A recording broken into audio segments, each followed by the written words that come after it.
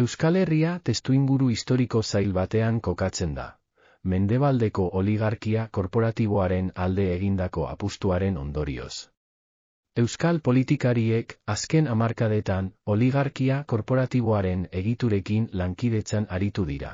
Euskal gizartea neoliberalismoaren, postfeminismoaren, katastrofismo klimatikoaren, gutxiengoen manipulazioaren eta eskulan migratzailearen ustiapenaren bidez eraldatuz, euskal indar politikoek, tradizionalki, politikoki zuzena, denaren barruan kokatu dira, oligarkia korporatiboarekin konplizitatean egon direlako. Horrela, estrategia horretan mugitzea izan da normala, eta euren jarrerak konformatu egin dira oligarkiaren interesekin, baina 2022tik aurrera, geopolitika aldatu eginda etorkizuna zalantzan dago. Baina euskal politikariek kontrolatzen duten oligarkia korporatibo anglosaxoiaren posizioa galtzaile izango dela dirudi. Horrela, apustu galtzailea egin dutenak ikusi ahalko ditugu. Eta egoera geopolitiko berri honetan, Euskal Herriak erantzun estrategiko bat behar du. Aldaketa azkar bat gertatzen ez bada, porrot politikoak ekar ditzake, euskal klase politikoak abagune historiko baten aurrean dago. Geopolitika berriaren alorrean apustu irmoa egitea, eta horrekin, mendebaldeko oligarkia korporatiboaren kontra kokatzea da bide egokia.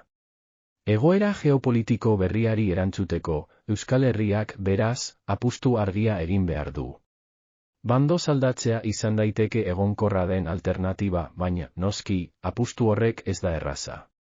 Europako testuinguruaren aldaketak, Espainiaren eta Frantziaren posizionamendu geopolitikoaren bilakaerak, eta oligarkia korporatiboaren erreakzioak kontuan hartu behar dira.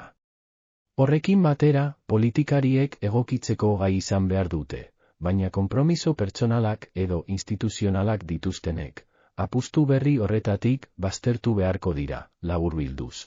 Euskal klase politikoak errotiko bira bat eman behar dio bere posizionamendu geopolitikoari. Une honetan, apustu oligarkikoaren aurrean argi dago, alde egin behar da eta geopolitika berriari egokitu. Horrela, euskal politikariak bere estrategia ekonomiko, sozial eta kulturalak sakon berrikusteko aukera izango du, baina denbora azkar doa.